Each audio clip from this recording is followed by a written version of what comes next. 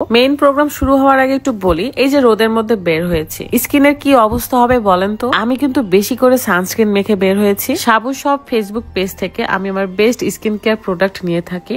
Face wash এবং সানস্ক্রিনটা আমার অনেক পছন্দের, স্যালিসাইলিক অ্যাসিড ডেইলি ক্লিনজার, এবং সাথে দেখাবো আমার ফেভারিট একটা সানস্ক্রিন। এটা আমার স্কিনকে সান থেকে তো প্রোটেক্ট করবে, সাথে ফাউন্ডেশনেরও কাজ করে। প্রথমেই আমি আমার মুখটা ভালো করে ভিজিয়ে আসি, তারপরে ফেস ওয়াশটাতে কিছুক্ষণ মাসাজ করি। এতে করে স্কিনটা ভেতর থেকে ক্লিন হয়।